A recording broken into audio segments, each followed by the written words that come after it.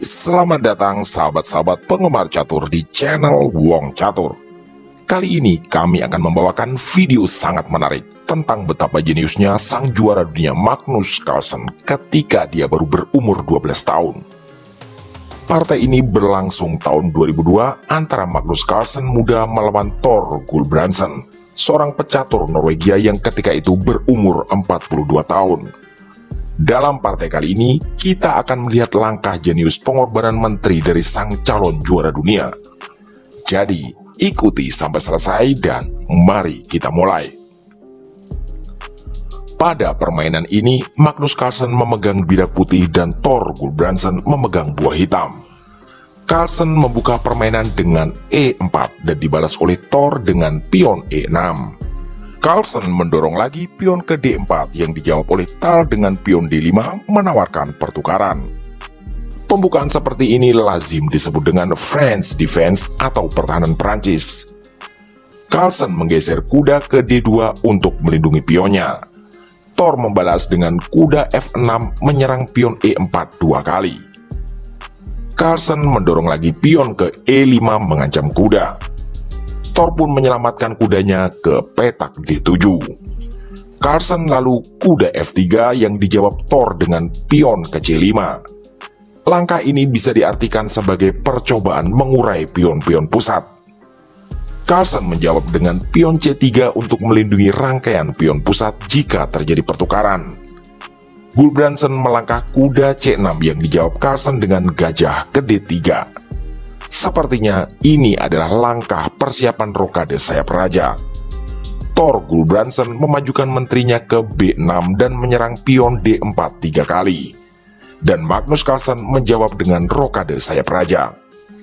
Gulbrandsen melakukan pertukaran pion kali pion yang dibalas dengan pion kali pion juga. Gulbrandsen lalu melanjutkan dengan kuda C6 kali pion dan Magnus Carlsen menjawab dengan kuda kali kuda. Thor menjawab dengan menteri kali kuda sekaligus menyerang gajah terang milik Magnus Carlsen. Di sini Thor Gulbrandsen punya keunggulan satu pion. Magnus Carlsen menjawabnya dengan kuda ke F3 menyerang menteri sekaligus memberi perlindungan pada gajah terangnya dengan menteri. Menteri hitam lalu ditarik mundur ke petak B6. Carlsen lalu menteri ke A4 memaku kuda. Sampai di sini mari kita analisa bersama-sama. Langkah Carlsen ini sangat mengancam hitam jika saja memaksakan rokade sayap raja. Terlihat di sini bahwa beberapa perwira putih siap melancarkan serangan berbahaya ke sayap raja hitam. Jika saja hitam nekat gajah ke E7 dan persiapan rokade pendek, maka menteri putih bisa ke petak G4 dan mengancam pion G7. Jika setelah ini hitam nekat rokade pendek, maka gajah gelap milik Magnus Carlsen akan ke H6 dengan ancaman skakmat di G7. Jika dilanjutkan, maka langkah terbaik hitam adalah memajukan pion ke G6 demi mencegah skakmat. Dan hitam akan kehilangan benteng ditukar dengan gajah. Tentu saja ini menguntungkan bagi Magnus Carlsen. Oke, mari kita kembali ke permainan aslinya. Thor Gulbrandsen mendorong menteri ke B4 mengajak pertukaran. Carlsen menolak dan menarik menterinya ke petak C2 sekaligus memperkuat ancaman ke pion H7. Dan tentunya akan sangat berbahaya bagi hitam jika melakukan rokade pendek. Thor Gulbrandsen menarik menteri ke C5 dan lagi-lagi mengajak pertukaran. Lagi-lagi Carlsen menolak dan kemudian menggeser menterinya ke E2. Gulbrandsen memajukan gajah gelapnya ke E7 sepertinya persiapan rokade pendek. Carlsen menjawab dengan gajah ke E3 menyerang menteri. Dan Gulbrandsen menggeser menterinya ke petak A5. Magnus Carlsen terus mendorong gajah gelapnya ke G5 dan mengajak pertukaran. Gulbrandsen menarik menterinya ke D8 demi melindungi gajah sekaligus mengancam gajah milik Magnus Carlsen dua kali. Carlsen menteri ke E3 untuk menambah perlindungan pada gajah. Gulbrandsen lalu memukul gajah kali gajah dan direspon dengan kuda kali gajah. Gulbrandsen lalu menteri ke E7 dan dibalas Carlsen dengan benteng A ke C1. Gulbrandsen mendorong pion H6 untuk mengancam kuda. Di titik ini, mari kita tahan sejenak. Karena setelah ini Magnus Carlsen akan mengambil langkah yang sangat mengejutkan. Apakah sahabat-sahabat siap? Atau ada di antara sahabat-sahabat penggemar catur yang tahu apa langkah terbaik dari Magnus Carlsen? Oke, ini dia. Menteri Magnus Carlsen dengan mengejutkan memukul pion A7. Tentu, Thor Gulbrandsen pasti berpikir keras tentang langkah aneh dari bocah berumur 12 tahun ini. Oke, mari kita analisa lagi bersama-sama. Jika hitam memukul benteng kali menteri, maka Carlsen akan benteng kali gajah skak. Jalan satu-satunya hitam adalah menutup dengan menteri. Carlsen benteng kali menteri skak dan pasti dijawab raja kali benteng. Langkah selanjutnya adalah kuda kali pion, skak dan menggarpu benteng. Raja hitam ke E7 lalu kuda kali benteng. Hitam kuda kali pion yang gratis sambil mengancam gajah. Lalu kuda ke G6 skak. Kuda kali kuda dan akan dijawab gajah kali kuda. Di titik ini jelas sekali Magnus Carlsen unggul 1 perwira dan punya peluang lebih besar untuk memenangi permainan. Oke, kita kembali ke permainan aslinya. Setelah Carlsen memukul menteri kali pion, Gulbrandsen tidak memukul menteri dan memilih menggeser benteng ke B8. Carlsen lalu memukul menteri kali benteng yang pasti dijawab kuda kali menteri. Carlsen benteng kali gajah skak dan Gulbrandsen raja ke D7.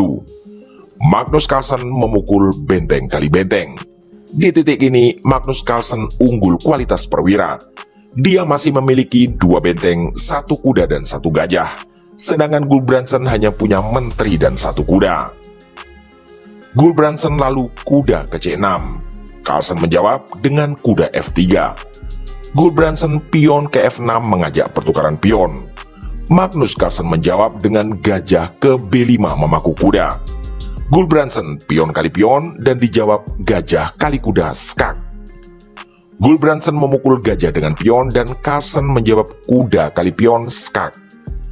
Di sini Gulbrandsen hanya punya 2 jalan, yaitu raja ke C7 atau D6, dan dia memilih D6 menyerang kuda.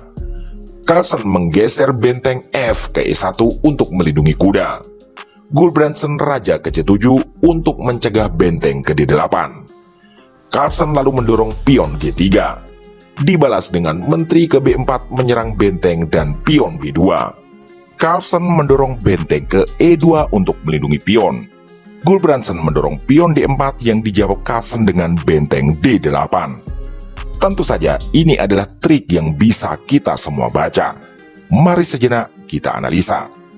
Jika hitam lengah dan memukul raja kali benteng, maka menteri akan jatuh karena langkah berikutnya adalah skak menggarpu menteri dengan kuda.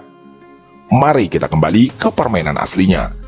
Gulbrandsen lalu menggeser menterinya ke B5 sekaligus mengancam benteng E2. Carlsen benteng ke D7 skak.